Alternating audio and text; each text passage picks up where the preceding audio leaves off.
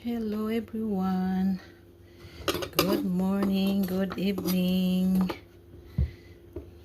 To this video I'm making a salad for dinner.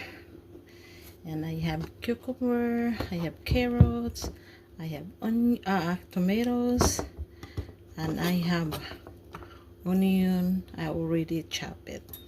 So this is our lunch. No, I'm sorry, dinner for tonight. So salad muna kasi palaging kain ng yung fried, hindi maganda. Fried manok, fried chicken, fried pork. So salad muna tayo. Okay guys, diet ba? Iwan ko kasi bukas may na naman imbitar.